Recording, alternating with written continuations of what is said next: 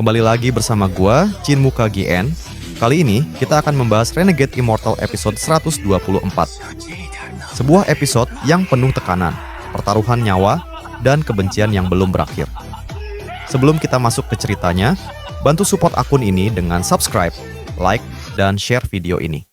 Dukungan kalian sangat berarti agar channel ini bisa terus berkembang.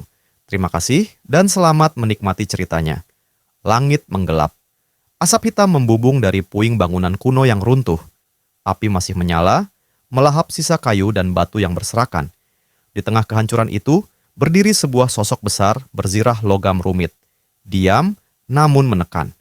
Suara berat dan serak keluar dari balik zirahnya, dipenuhi kebencian yang mengendap ribuan tahun.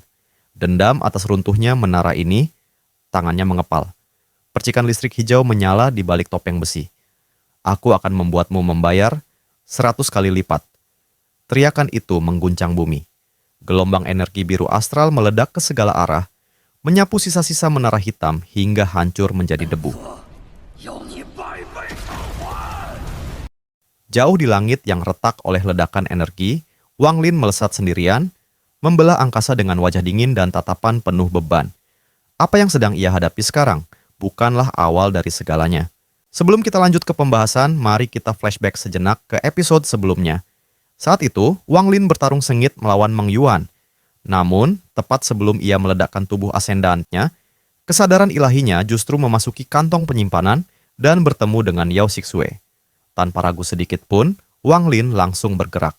Dalam sekejap, tangannya mencengkeram leher wanita anggun di hadapannya. Di sekeliling mereka, simbol-simbol emas kuno melayang, membentuk formasi are yang rumit dan menekan. Tukar cara penggunaan pil darah jiwa, ucap Wang Lin dengan nada dingin.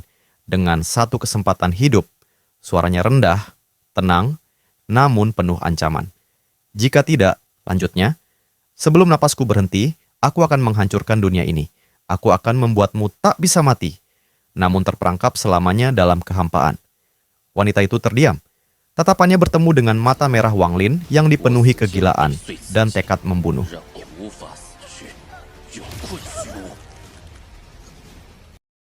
Detik berikutnya, kembali ke medan pertempuran melawan Meng Yuan.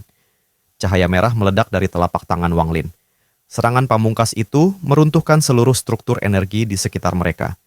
Dalam sekejap, menara hitam hancur lebur, meledak hebat di bawah kekuatan Wang Lin. Dan pada saat itulah, Wang Lin meledakkan tubuhnya sendiri. Tubuh Wang Lin dan tubuh Meng Yuan sama-sama hancur tanpa sisa. Namun, cerita belum berakhir. Ratusan kilometer jauhnya, di tengah kehampaan dan kesunyian, setetes darah biru perlahan muncul. Setetes darah itu bergetar, berdenyut, dan perlahan berubah menjadi sosok Wang Lin.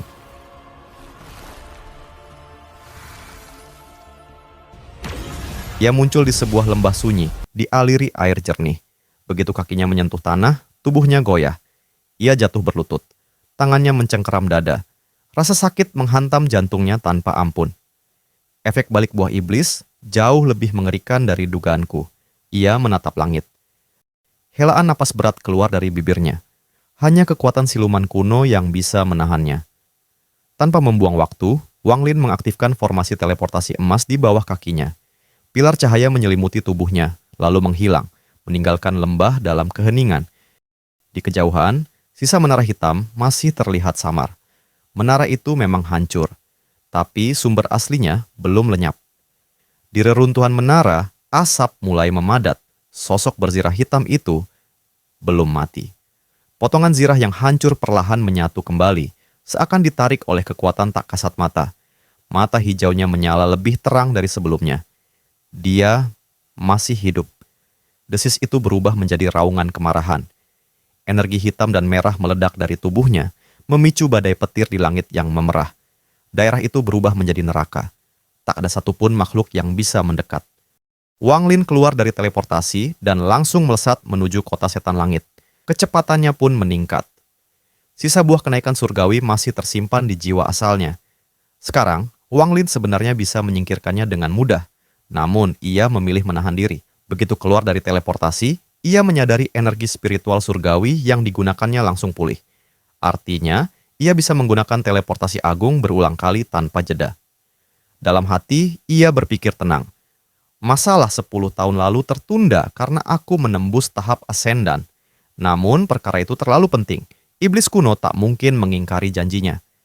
Satu teleportasi besar lagi, dan ia akan tiba di ibu kota negeri iblis langit. Namun tepat saat ia hendak melangkah, sebuah raungan penuh amarah mengguncang ruang di belakangnya. Di atas awan, sebuah lubang hitam terbuka. Dari dalamnya, seekor ular ungu raksasa muncul, membawa seorang pria bermahkota naga.